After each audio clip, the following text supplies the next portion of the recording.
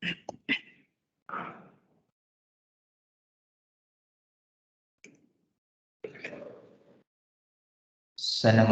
warahmatullahi wabarakatuh. Innal hamdalillah nahmaduhu wa nasta'inuhu wa nastaghfiruh wa na'udzu billahi min shururi anfusina wa sayyiati a'malina. May yahdihillahu fala mudilla lahu wa may yudlil falan tajida lahu waliyyan mursyida. Asyhadu an la ilaha illallah wahdahu la syarika lah. Asyhadu anna Muhammadan abduhu wa rasuluh alladzi la nabiyya ba'dah. Ya ayyuhalladzina amanu taqullaha haqqa tuqatih wa la tamutunna illa wa antum muslimun. Ya ayyuhan nas ittaqu rabbakum alladzi khalaqakum min nafsin wahidah wa khalaqa minha zawjaha wa batha minkum rijalan katsiran wa nisaa'a wattaqullaha alladzi tasaaluna bihi wal arham innallaha kana 'alaikum raqiba. Ya ayyuhalladzina amanu taqullaha wa qulu qawlan sadida yuslih lakum a'malakum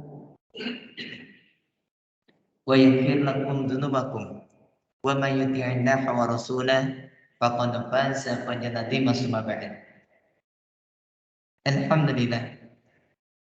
Alhamdulillahilladzi bi ni'matihi tatimmus shalihat.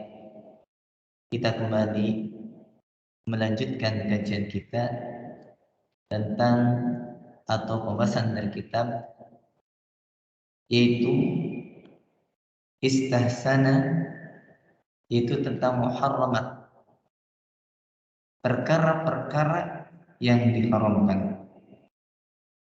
Yang perkara yang diharamkan ini istahan nabi hakasiru minan nas, yang banyak dianggap remeh oleh sebagian manusia. Pembahasan kita pada waktu yang kemarin sudah sampai pada halaman yang keempat, itu tentang bahasanya kemudahan di dalam beragama itu bukan kemudahan berdasarkan hawa nafsu kita. Benar, Rasul mengatakan inna dina yusrun asiru wa la tu'assir. Agama itu mudah, permudah, jangan dipersulit. Tapi kemudahan yang di sini yang dimaksud itu adalah kemudahan berdasarkan syariat. Kemudahan yang dilandaskan karena dalil, bukan kemudahan berdasarkan hawa nafsu. Ketika ada orang yang mengatakan, kenapa nikah kok ribet ya? Padahal sebenarnya nikah itu mudah. Tapi kenapa dalam Islam kok ribet? Harus ada saksi, harus ada wali. Itu bukan berarti bahasanya Islam itu susah. Bukan. Kemudahan yang dimaksud adalah itu kemudahan secara syariat. Contohnya, Allah SWT berikan ruksa kepada kita kaum muslimin. Ketika kita sabar, Allah berikan keringanan. Di antara bentuk keringanannya adalah jadikan salat yang 4 rakaat menjadi 2 rakaat. Dijadikan orang yang berpuasa dibolehkan untuk berbuka. Begitu pula orang yang tidak kuat berpuasa ketika dalam kondisi hamil, dalam kondisi murni menyusui, dibolehkan untuk membayar fidyah. Bagi orang tua juga sama, membayar fidyah. Ini adalah ruksa dari Allah SWT. Ketika seorang tidak sanggup salat untuk berdiri, maka kemudian dia duduk. Tidak sanggup untuk duduk, maka dia berbaring. Itu adalah kemudahan dari Allah SWT. Ketika seorang itu dia tidak sanggup untuk menunaikan ibadah haji, maka gugurlah kewajibannya. Itu adalah kemudahan dari Allah SWT. Dan itu kemudahan yang dimaksud. Allah jadikan semuanya mudah. Perkara yang haram dibikin sedikit, sedangkan yang halal banyak sekali. Yang haram terbatas, yang halal tidak terbatas. Makanya kita kembali di sini. Bahasanya adanya larangan-larangan dari Allah Subhanahu wa taala tersebut itu sangat bermanfaat untuk kita sebagai manusia dan sebagai umat Nabi Muhammad SAW. Makanya dikatakan di sini wabil idhafah lima taqaddama, dengan menyandarkan dengan apa yang telah lalu. Kita lihat pada paragraf yang terakhir dari halaman yang keempat. Maka kita katakan fayan bagi an ya'lamal muslim, maka sudah semestinya seorang muslim mengetahui bi anna fi tahrimin muharraman hikaman, sesungguhnya di dalam pengharaman perkara yang diharamkan oleh Allah itu memiliki hikmah-hikmah, ya, memiliki hikmah. Jadi ketika Allah datangkan pengharaman, ketika Allah kemudian katakan ini haram, maka di dalam pengharaman tersebut, di dalam tahrim tersebut, itu ada hikmah yang besar. Ada hikmah yang besar. Ada hikmah yang luar biasa besar. Apa diantaranya? Minha, diantara hikmah adanya pengharaman dari Allah Subhanahu wa Ta'ala. Diterangkan annallaha, yaitu sesungguhnya Allah Subhanahu wa Ta'ala yantani ibadahu bihadikil muharramat. Allah Subhanahu wa Ta'ala itu menguji hamba-hambanya dengan perkara yang diharamkan. Jadi ketika Allah mengharamkan, maka hikmahnya itu sebagai ujian. Hikmahnya sebagai apa? Ujian. Ujian bagi para hamba-hambanya. Fayanduru kaifa ya'manun. Maka Allah akan melihat bagaimana mereka mengamalkan, bagaimana mereka melakukan larangan Allah Subhanahu wa Ta'ala tersebut. Ini hikmahnya. Jadi ketika Allah datangkan larangan, itu ada hikmah. Di antara hikmah besarnya itu dalam rangka ujian. Ujian bagi manusia. Bagaimana manusia menghadapi larangan tersebut. Wa min asbabit tamayyuzi ahlil jannah an ahlin nar. Bahasanya larangan itu di antara sebab untuk membedakan mana ahlul jannah, mana ahlun nar. Jadi kalau kita lihat dalam larangan itu, kita harus tahu itu Allah dalam rangka membedakan kita mana nih golongan surga, mana golongan neraka. Mana ahlul jannah, mana ahlun nar.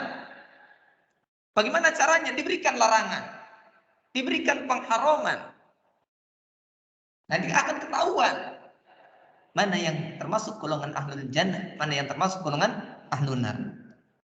Maka kemudian dikatakan anna ahlan nar, maka sesungguhnya ahlul nar, para calon penduduk neraka, itu dikatakan qad in qamasu bisahawat, maka mereka ahlun nar sungguh in qamasu, mereka tenggelam bisyahawat, di dalam syahwat mereka. Dilarang sama Allah tetap maksa. Ketika dilarang oleh Allah Subhanahu wa Ta'ala, tetap dia tenggelam di dalam syahwatnya, di dalam keinginan-keinginannya. Ketika Allah Subhanahu wa Ta'ala melarang sesuatu, dia malah penasaran. Ketika Allah melarang khamr, mana dia pengen tahu khamr itu kayak apa. Ketika Allah Subhanahu wa Ta'ala melarang dari berbuat zina, termasuk kemudian sarana-sarana, wasilah-wasilah yang mengantarkan pada zina, dia malah penasaran. Ya, Allah melarang untuk pacaran, kemudian dia penasaran kayak apa pacaran. Allah melarang untuk rizq, maka dia penasaran bagaimana suap tersebut. Ketika Allah melarang untuk berbagai macam yang memang diharapkan di dalam Quran dan dalam Sunnah, maka mereka justru memperturutkan keinginannya. Ya, nah ini yang menjadikan seorang itu ya dibedakan. Apakah dia adalah ahlul jannah atau ahlun nar? Kenapa ahlun nar mereka tenggelam di dalam syahwat? Allati hubbat bikan nar, yang neraka dikelilingi oleh syahwat tersebut. Kita tahu kan, hubbatin nar bisyahwat, dikelilingi, dilingkupi neraka itu dengan syahwat. Neraka itu enak. Bagaimana kita ini kemudian ikut maksiat enak? Yang namanya misalkan kita tenggelam dalam perbuatan maksiat itu nikmat, ya, pergaulan bebas enak. Hidup tanpa aturan enak, ikhwan. Tapi kalau kemudian kita memperturutkan syahwat itu, resikonya akan terjatuh ke dalam neraka Allah Subhanahu wa taala. Dan ini tujuannya adalah larangan. Wa ahlul jannah, dan adapun ahlul jannah, sabaru 'alal makarih, mereka bersabar atas perkara-perkara yang tidak disukai. Kalau ahli nar mereka nggak sabar, tapi ahlul jannah mereka sabar. Sedikit demi sedikit mereka bersabar, ya. Ya, mereka tahu yang namanya ad-dunya sijnul mukmin. Dalam hadis Muslim dikatakan dunia itu adalah penjara bagi orang beriman. Dia tahu namanya penjara itu tidak bebas. Maka dia bersabar dengan beratnya menghadapi godaan dunia. Allati hubbat bihal jannah, yang surga dikelilingi dengan perkara makarih tersebut. Surga dikelilingi oleh perkara yang tidak disukai. Hadir dalam majelis ilmu tidak enak. Membaca Quran tidak enak, sholat tidak enak. Beramal dengan amal-amal kebaikan tidak enak. Beda kalau kita nonton konser musik, enak. Beda kalau kita kemudian nongkrongin jam sekarang, nongkrongin sinetron, enak. Ya. Tapi memang surga dikelilingi itu oleh perkara yang tidak disukai. Amalan-amalan menuju surga itu banyak yang tidak disukai. Walaula hadal ibtila, seandainya bukan karena ujian ini, kalau Allah tidak datangkan ujian lewat pengharaman-pengharaman, lewat larangan-larangan, maka matabayyanal asih minal muti, maka tidak akan bisa dibedakan antara orang yang bermaksiat dengan orang yang taat. Kalau Allah tidak kasih larangan, maka kita tidak akan bisa membedakan mana ahli maksiat, mana ahli taat. Kita akan sulit membedakannya. Justru kita bisa membedakan mana orang yang ahli maksiat atau ahli ketaatan itu dari larangan. Dari apa? Dari larangan. Ya, dilarang. Dari larangan itulah kita tahu, oh dia ahli maksiat. Kata Allah Subhanahu wa taala, ya, wala tattabi'u khutuwati syaitan, janganlah mengikuti langkah-langkah syaitan, dia malah mengikuti. Kulu wasrabu wala tusrifu, jangan makan dan minum yang berlebihan. Makan dan minum kalian, tapi wala tusrifu, dan janganlah kalian israf, berlebihan di dalam makan dan minum. Kita akan tahu siapa orang yang berlebihan, siapa yang tidak. Dari sini bisa kelihatan. Sering saya katakan bedanya antara israf dengan tabdzir. Kalau israf itu berlebihan, walaupun dia memang habis digunakan, tapi berlebihan. Kalau tabdzir itu ya berlebihan dan lebih. Contohnya kalau kita contohkan dalam makanan, kita ini sebenarnya bisa makan cukup dengan setengah piring. Tapi kita ngambil sepiring setengah, habis memang sepiring setengah atau 2 piring. Habis.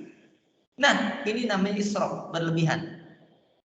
Tapi kalau kemudian kita seharusnya kapasitas kita setengah piring pun sudah cukup, tapi kita makannya 2 piring dan ternyata sisa 1 piring, itu tabdzir namanya.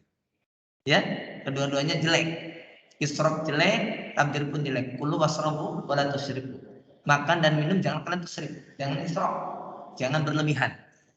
Larangan, nanti kita akan tahu siapa orang yang kemudian ahli maksiat, siapa yang taat, siapa yang bermaksiat pada Allah, siapa yang taat pada Allah. Ketika Rasul mengatakan la ta'kul qa'iman, janganlah makan sambil berdiri, kita akan lihat siapakah orang yang melanggar aturan Allah, siapa yang tidak. Ketika dia makan, kemudian makan, lihat apakah dia berdiri ataukah duduk. Ketika kul biyaminik, makan dengan tangan kananmu, maka kita akan lihat berapa banyak orang yang menyepelekan larangan Allah, maka mereka makan dengan tangan kiri. Kan kelihatan nanti mana ahli maksiat, mana ahli taat, mana yang melanggar, mana yang taat. Ini faedahnya adalah larangan. Lalu kemudian dikatakan pula wa ahlul iman, maka ahli iman yanduruna ila masyaqqati taklif bi ain ihtisabil ajri wa imtisali asrillahi linaili ridha. Maka orang yang ahli iman yanduru masyaqqati taklif bi ain ihtisabil ajri, Maka ahlul iman itu melihat beratnya beban kewajiban itu dari sisi mengharapkan pahala. Ketika diberikan beban sholat 5 waktu, maka orang beriman memang berat 5 waktu. Tapi dia melihat beratnya 5 waktu itu dari sisi, saya pengen pahala, walaupun berat saya kerjakan. Kayak orang kerja. Saya yakin kalau saya tanya tentang kerja rata-rata berat. Kalau nggak percaya buktikan. Bapak-bapak yang kerja di kantor, di lapangan sama, berat kan? Berat, lihat kerjaannya berat. Tapi karena lihat ada apa? Ada gaji. Akhirnya berat itu pun terpaksa dikerjakan. Lama-lama menjadi biasa. Dan akhirnya sampai pensiun kerja. Ya kan? Begitu harusnya manusia itu. Hukum asal, ada beban. Ibadah, ada takut. Kita disuruh ibadah, disuruh sholat. Memang berat sholat itu. Kata siapa tidak berat? Tapi karena kita mengetahui kita butuh dengan sholat. Bukan Allah yang butuh dengan sholat kita. Kita yang butuh dengan sholat kita. Karena kalau kita tidak sholat, kita kena siksa. Kalau kita kemudian sholat, maka kita akan mendapatkan jannah, pahala dari Allah Subhanahu Wa Taala. Makanya kita sholat, ya, karena dia tahu ada pahala. Jadilah kemudian adanya harapan tersebut menjadikan kita ringan. Wamtisali amrillah, dan juga dalam rangka untuk mengerjakan perintah Allah. Begitu kemudian kita lihat, oh iya ada perintah sholat, ini perintah dari Allah, ya sudah. Allah yang menciptakan kita. Allah yang telah mendidik kita, Allah yang telah memberikan rezeki kepada kita. Masa saya tidak taat dengan Allah Subhanahu Wa Taala? Maka saya akan kerjakan ibadah. Begitu harusnya. Tapi kebalikannya, ya. Lalu kemudian dikatakan linaili ridhahu, dalam rangka mencari ridha Allah. Maka fatahawwana alaikum al-masyaqqah, maka akan terasa ringanlah itu masyaqqah, kesulitan-kesulitan di dalam beribadah tersebut. Jadi gara-gara ada harapan jadilah ringan. Kita kerja karena tahu orang bekerja dapat gaji, jadilah kemudian kerjanya terasa ringan. Kan kita butuh dengan gaji. Karena kita butuh untuk penghidupan. Ya, ada harapan. Itulah sebabnya kenapa ibadah butuh dengan roja. Tapi kebalikannya, adapun wa ahlun nifaq, adapun ahlun nifaq, orang yang nifaq dikatakan yang duruna ila masyaqqati taqlib bi anil alam wa tawajjuh wal hirman.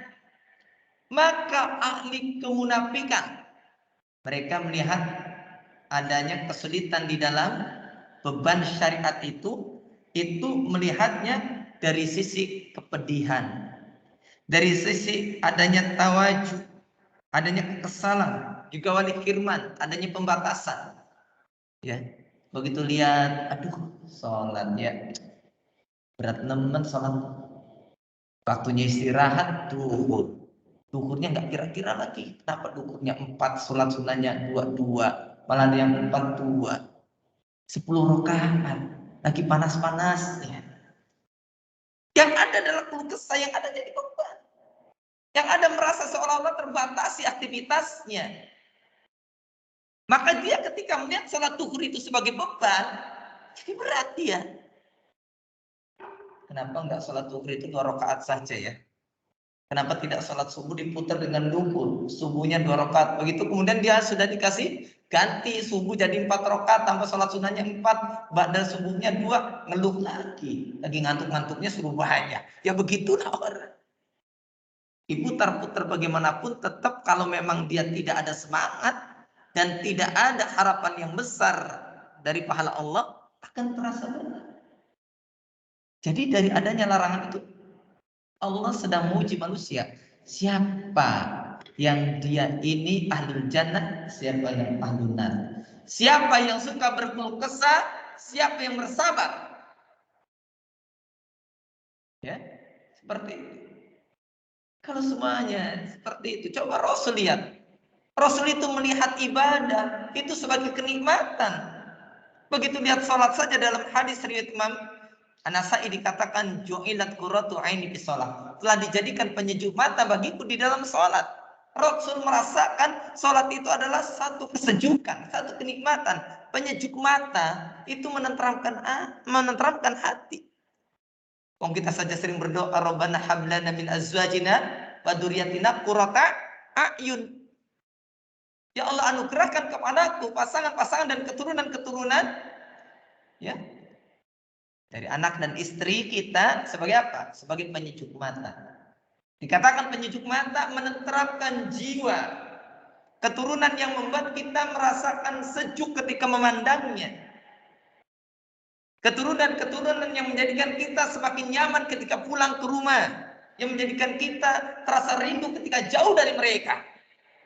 Keturunan-keturunan yang ketika kita jauh kita merasakan kehilangan, ketika dekat kita merasakan kenikmatan. Ini yang disebut dengan qurratu ain, penyejuk mata. Makanya Rasul mengatakan ju'ilat qurratu aini fi shalah. Dijadikan bagiku, ya, penyejuk mata di dalam salat. Rasul merasakan kesejukan di dalam salat. Karena Rasul memandang perintah itu, adanya taklif, adanya beban syariat itu satu kenikmatan. Wajar kalau kemudian Rasul salat malam pun sepanjang malam. Wajar kalau Rasul salat malam pun hatta tawarut qadamahu, sampai bengkak kedua telapak kakinya. Karena sudah nikmat, orang sudah nikmat semuanya mudah. Tapi coba kalau kita memandang syariat itu sebagai beban, jadi berat. Ngaji jadi beban, ngaji mandi. Sholat mandi. Banyak duhnya. Lihatlah bagaimana Rasul ketika lelah menghadapi dunia, bilang ke Bilal, ya Bilal arihna bi shalah. Bilal, tolong istirahatkan aku dengan sholat. Ibaratnya orang kerja dikasih istirahat kan nikmat. Kita pun lelah menghadapi dunia, kemudian Allah istirahatkan kita dengan sholat. Sholat itu adalah kenikmatan. Para ulama memandang sholat adalah kenikmatan, maka mereka berlama-lama dalam sholat. Para sahabat pun menjadikan sholat sebagai kenikmatan, sehingga mereka itu banyak bangun malam bermunajat pada Allah. Apalagi Rasulullah SAW menjadikan sholat adalah penyejuk mata. Maka wajar kalau mereka semuanya mendapatkan kenikmatan dan kelezatan di dalam sholat. Sampai-sampai seorang ulama bernama Al-Imam Ibnul Qayyim Al-Jauziyah membuat satu kitab, ya, yang khusus membahas tentang ladzatus sholat, tentang kelezatan sholat. Sholat lezat, ya. Kita saja suka ada wartawan datang kemudian mencari, ya, wisata kuliner, kemudian membahas tentang kelezatan makanan. Wah, enak makan ini, disebutkan kenikmatan-kenikmatannya. Orang kita sebagai seorang mukmin tidak pernah membahas tentang lezatnya ibadah. Ada ladatul ibadah, kelezatan ibadah. Ada ladatus sholat, ada kelezatan sholat. Sholat bagian dari ibadah. Harusnya dibahas. Apa yang membuat orang itu kemudian lezat bersedekah? Ada seorang keturunan Tionghoa yang kemudian menjadi mu'alaf, dan dia membangun 99 masjid. Lezat dia ketika membangun masjid. Ada orang yang menjadikan sedekah sebagai sebuah kelezatan sehingga dia ketagihan. Ada orang yang kemudian merasakan sholat sebuah kelezatan sehingga dia ketagihan. Ada orang yang kemudian merasakan bahasanya menuntut ilmu, duduk dalam majelis ilmu itu adalah kelezatan, maka dia ketagihan. Tapi kita datang menuntut ilmu jadi beban, sholat 5 waktu jadi beban, puasa jadi beban, membaca Quran jadi beban. Ujungnya lihat, baca Quran kita nggak sampai, walaupun 1 hari 1 juz. Itu yang kita rasakan. Sholat pun kita nggak akan sanggup untuk berlama-lama, kemudian sedang bermunajat kepada Allah. Seharusnya sholat itu adalah wasilah kita, itu adalah penyambung kita. Kita sedang berhadapan dengan Allah. Karena Imam Bukhari pernah mengatakan, innal mu'mina idza shalat, seorang mukmin apabila dia sholat, yunaji robbahu, dia sedang bermunajat dengan Rabbnya. Seharusnya itu satu kelezatan. Seharusnya ketika orang duduk dalam majelis ilmu, itu adalah orang yang sedang merasakan lezatnya menuntut ilmu. Karena majelis ilmu adalah raudhatun min riyadil jannah, satu taman di antara taman-taman surga. Kenapa datang ke taman dunia kita ini senang? Kalau nggak percaya lihat alun-alun kota kita saja, alun-alun kota Cirebon, banyak terus pengunjungnya. Masya Allah, orang nikmat kan sudah datang ke sana. Itu dunia yang tidak seberapa indahnya. Masa kemudian kita datang ke majelis ilmu yang merupakan Raudhatun min Riyadil Jannah, satu taman di antara taman-taman surga, kita tidak merasakan lezatnya. Iya. Berapa banyak orang kemudian asik menunggu tiket dahulu sebelum masa pandemi untuk ngantri konser musik yang mereka bayar, yang mereka kemudian susah nonton dia pun sambil berdiri, tapi sanggup ngantri lama, sanggup berdiri lama selama konser itu. Lihat orang nonton pertandingan sepak bola, tiketnya mahal, mereka pun duduknya jauh dari lapangan, tapi mereka sanggup. Bahkan mereka menunggu 2 kali 45 menit, sabar mereka. Bahkan masuknya, datangnya sebelum peluit dibunyikan. Tapi kita datang menuju masjid saja menunggu peluitnya dibunyikan, dikomatin baru datang.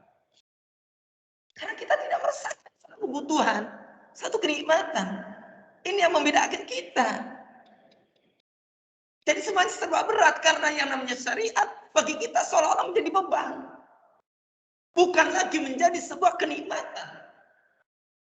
Coba kalau nggak percaya, tanya diri kita sendiri. Nggak usah menunjuk orang lain. Tanya diri kita.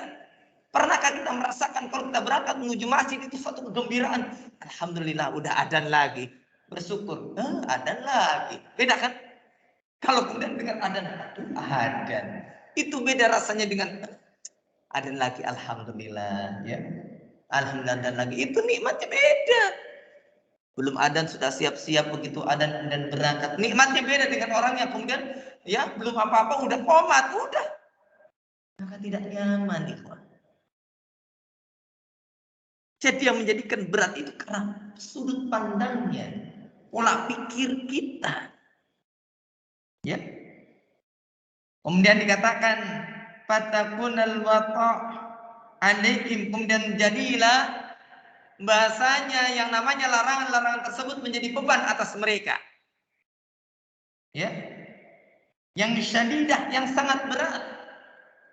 Dan juga dikatakan watta'ah, dan ketaatan itu dikatakan, sedangkan ketaatan itu asyirah, itu pun menjadi susah.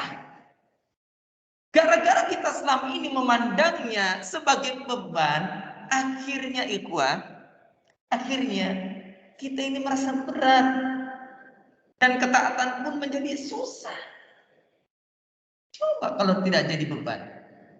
Anak kira contoh paling sederhana lagi diantaranya adalah ketika kita ini mengantar anak sekolah. Saya yakin tiap hari kan ya, yang anaknya sekolah antar jemput. Kalau kita kemudian menjadikan berangkat sekolah itu sebagai beban, ikhwah, berat kita tuh. Mesti banyak ngeluhnya. Nganterin deh di sekolah jauh-jauh amat, bapaknya capek ini nganterin. Betul kan? Capek. Tapi kalau kemudian kita menjadikan bahasanya ketika mengantar anak sekolah itu adalah sebagai sarana untuk mendekatkan diri kita dengan anak, menjalin hubungan yang dekat dengan anak, karena kita ini banyak di dunia kerja. Begitu berangkat kita merasakan, ya Allah, alhamdulillah saya dapat kebersamaan bisa ngantar anak saya, ringan itu. Buktikan kalau tidak percaya. Apalagi sambil berangkat kita pun kemudian merasa, ya Allah, ini kesempatan saya untuk mendidik anak saya. Saya pengen mengenal anak saya sambil naik motor, jaraknya dari Kelayan misalkan menuju kemana sekolahnya. Perjalanannya sekitar 15-20 menit. Itu waktu yang cukup untuk komunikasi dengan anak. Kemarin belajar apa?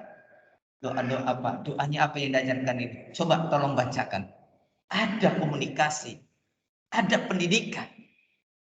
Maka ketika dia itu merasa itu sebagai satu kebutuhan, sehingga suatu saat ketika belum waktu, ini jemput anak saya, segera dia datang.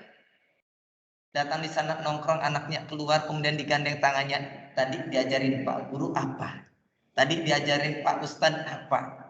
Kemudian setelah dibawa bonceng sambil berjalan, dia bicara dengan anaknya. Dia akan merasakan kenikmatan menjemput anak. Buktikan kalau tidak percaya.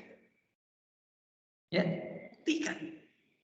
Anak muda, kenapa mereka kemudian merasakan nikmat kalau datangnya malam minggu? Padahal harus jemput calon saja bukan pacar. Baru sekedar pacar, nikmat yang luar biasa. Mereka kemudian menunggu 1 minggu itu nggak sabar. Pengen ketemu hari Sabtu malam minggu, kemudian pergi main dengan pacarnya tersebut. Itu maksiat saja terasa nikmat bagi mereka. Kenapa kita ketika taat tidak merasakan nikmat? Maka kemudian setelah itu pun bahkan dikatakan wabitarkil muharramat yadukul muti halawatan.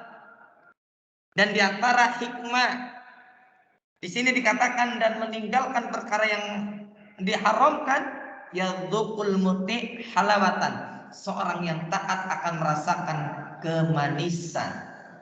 Kemanisan apa? Yaitu kemanisan di dalam ketaatan. Sebagaimana dikatakan man taraka say'an lillah, barang siapa yang meninggalkan sesuatu karena Allah, dia meninggalkan maksiat karena Allah, dia meninggalkan keburukan karena Allah, maka orang yang seperti ini awadahullahu khair, Allah akan gantikan padanya dengan kebaikan. Khairan minhu, yang lebih baik dari dia, yang lebih baik dari yang dia tinggalkan. Wa yajidu, dan dia akan mendapati ladatal iman fi qalbi, dia akan mendapatkan kelezatan iman di dalam hatinya. Tuh, ini orang kalau dia sudah benar-benar meninggalkan perkara yang haram karena Allah, ya, maka dia akan merasakan kelezatan iman dan Allah akan ganti yang lebih baik. Salah satu contoh, banyak ustaz kita sering menyampaikan kenapa istri kita terasa tidak lebih cantik, Pak. Apa yang menjadikan istri kita kok makin lama tambah tidak cantik? Jujur ya, betul enggak? Istri kita kelihatan lebih cantik apa tidak lebih cantik? Makin kesini merasa kayaknya nggak lebih cantik, banyak yang cantik di luar ya, betul enggak? Kenapa bisa seperti itu? Kenapa? Kenapa istri kita walaupun asalnya menurut orang lain cantik, kita pun dahulu ngejar-ngejar karena cantik, begitu sudah jadi istri kok biasa saja?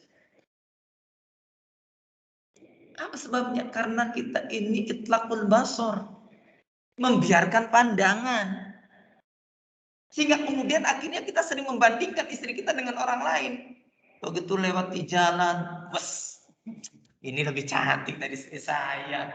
Aduh, dia lebih cantik karena dia dandan, tidak pernah tahu bangun tidurnya kayak apa. Dia lebih cantik karena kita lihat dia sudah dalam kondisi sudah dandan, sudah dibedakan. Istri kita bangun masih dalam kondisi aslinya, maka terasa tidak lebih indah. Lihat lagi, ini lebih cantik, ini lebih najwa, semuanya lebih cantik. Jadilah gara-gara itlaqul basar, kita tidak mau ghadul basar, tidak mau menundukkan pandangan, jadilah kemudian terasa kurang terus. Padahal istrinya udah mati-matian diet, sudah mati-matian biar langsing, sudah mati-matian biar kulimis, kinclong dan sebagainya, tetap baik. Sudah mati-matian istrinya ke salon seminggu 3 kali juga tetap ikhwan. Bahkan bila perlu seminggu bukan 3 kali, sehari 3 kali. Seperti orang makan, di salon lagi, tetap saja nggak akan terasa cantik kalau suaminya itlaqul basar, membiarkan pandangannya. Tapi kalau kemudian suaminya nggak pernah lihat siapapun kecuali hanya dia saja, ya sudah yang paling cantik, karena siapa lagi yang dilihat? Kan begitu kan? Kalau antum punya motor, sebagus apapun motor, kalau lihat motor orang lain yang keluaran terbaru ya lebih bagus yang lain. Coba antum sudah syukuri apa yang ada. Yang antum dapatkan sudah lihat itu. Itulah yang menjadikan kita ini menjadi nikmat. Dan ketika kita meninggalkan itlaqul basar menjadi ghadul basar, akan menjadi kenikmatan. Kenikmatan dalam hati. Hati menjadi bersih. Kita akan mudah untuk beribadah. Akhirnya Allah menjaga kita dari dosa. Kita jadikan istri kita seperti bidadari yang tidak pernah punah kecantikannya, tidak pernah pudar kecantikannya. Syaratnya begitu. Tapi kan berat ya, berat.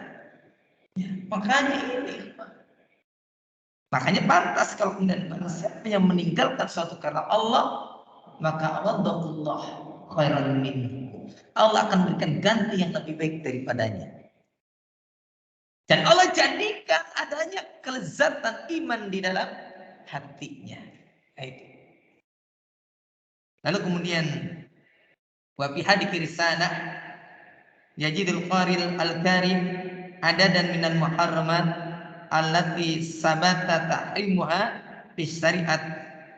Maka di sana dikatakan wa fi hadits risalah, di dalam risalah ini yajidul qari al-karim, membaca yang mulia akan mendapati adadan minal muharramat, banyak sekali perkara-perkara yang diharamkan.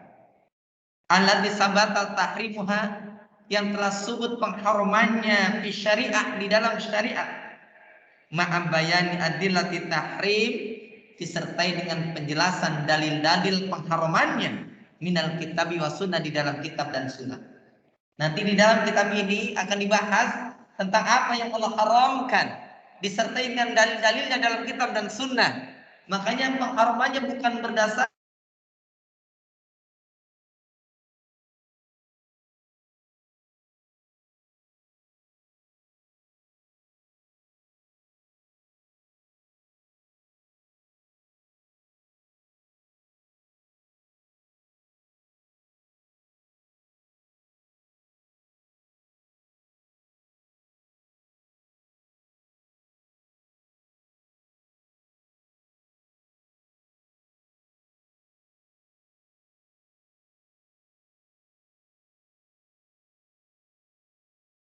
al-kabair pun ada perkara-perkara yang diharamkan. Wa minal kutubil jadidah, atau dalam kitab-kitab yang baru, fi maudhu'il muharramat, tentang pembahasan perkara yang haram, yang kitabun, yang di sana adalah kitab Tanbihul Ghafilin, seperti kitab Tanbihul Ghafilin an a'malil jahilin, dari perbuatan orang-orang yang jahil. Itu kitab-kitab yang membahas tentang masalah ini, yaitu Ibnu Nuhas ad-Dimashqi rahimahullah taala, karya dari Al-Imam Ibnu Nuhas ad-Dimashqi, semoga Allah merahmati beliau. Wa hadikil mahdurat, dan perkara-perkara yang diharamkan ini, mimma sya'afi, itu yang banyak tersebar ya perbuatannya. Wa amma irtikabuha, dan sudah umum ya dilakukan baina kasir minal muslimin, oleh kebanyakan dari kaum muslimin.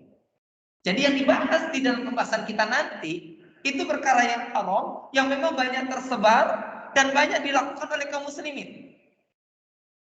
Makanya perlu kita membahas masalah ini agar kita tahu, oh ini terlarang ternyata, oh ini tidak boleh, dan kemudian jangan setelah dilarang merasa berat hatinya. Ya kayak tadi Allah datangkan pengharaman itu untuk menguji mana ahlul jannah, mana ahlun nar, mana al-asi, mana al-muti, mana ahli maksiat, mana ahli ketaatan.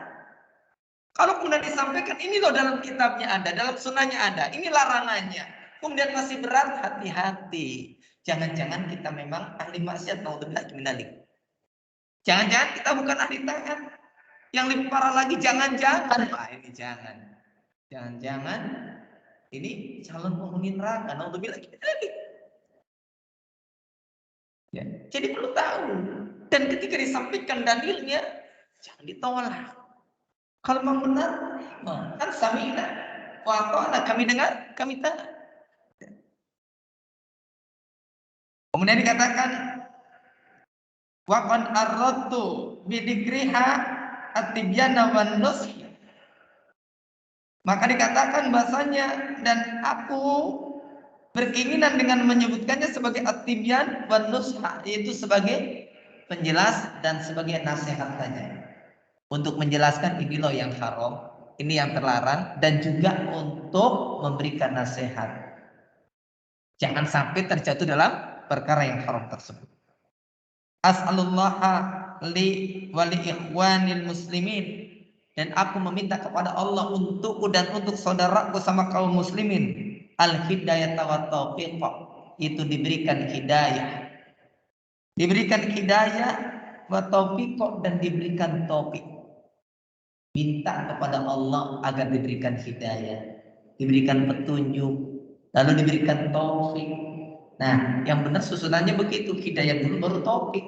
Kalau kita makan wabillahi taufik wal hidayah, wassalamualaikum warahmatullahi wabarakatuh gitu ya. Biasanya kita wabillahi taufik wal hidayah. Taufik dan hidayah. Harusnya mah al hidayah dulu baru kemudian taufik. Karena hidayah itu sifatnya umum, am. Adapun taufik itu khas. Ya. Jadi hidayah itu, Pak, orang baru mendapatkan hidayah itu namanya adalah hidayah din. Hidayah mendapatkan agama. Kita mengenal Islam itu hidayah, tapi baru hidayah din. Sekedar Islam saja masih belum cukup. Perlu hidayah taufik. Hidayah taufik yaitu hidayah ditunjuki pada agama yang benar. Banyak orang yang memeluk Islam tapi tidak tahu mana ajaran Islam yang benar. Karena Islam ini sudah dicampur adukan dengan apa? Dengan ajaran-ajaran luar Islam. Akhirnya kita tidak ngerti mana yang baik, mana yang buruk, mana yang sesuai syariatnya, yang tidak. Maka kita butuh taufik dari Allah sehingga kita bisa mengetahui mana yang benar, mana yang salah. Jadi begitu. Jadi hidayah dulu, baru kemudian taufik. Taufik itu bagian dari hidayah. Lalu kemudian di sini pun dikatakan, yaitu meminta al hidayah wa taufik, yaitu minta diberikan hidayah dan taufik. Walukufa indah hududihi subhanahu, dan kita pun meminta kepada Allah agar kita bisa berhenti di batasan-batasan Allah, di hukum-hukum Allah, jangan sampai kemudian kita kebablasan. Kalau kata Allah ini tidak boleh, ya sudah berhenti. Kita minta sama Allah agar kita ini menjadi orang yang gampang bisa ngerem. Kata Allah nggak boleh, ya nggak boleh, nggak ada istilah. Nah, itu kan baru sekedar nggak boleh lah, nggak apa-apa sesekali. Jangan. Kalau sudah berhenti. Pengen diberikan oleh Allah Subhanahu wa taala agar kita bisa berhenti di pada batasan-batasan Allah, batasan-batasan syariat Allah. Kalau kata Allah tidak boleh, ya sudah tidak boleh, kita nggak memaksa. Pengen menjadi orang yang seperti itu. Lihatlah umat, lihatlah Abu Bakar. Kalau kata Rasul nggak boleh, ya sudah. Zaman dahulu para sahabat nggak pernah protes. Kalau nggak boleh sudah berhenti. Kalau kita nggak boleh tah, ya mungkin kalau nggak boleh itu yang ininya ya, yang ini boleh ya. Pasti tawar menawar kita ini. Ya, masih banyak tawar menawar. Padahal kita itu tidak boleh menawar, ya, tidak boleh menawar. Lalu kemudian dikatakan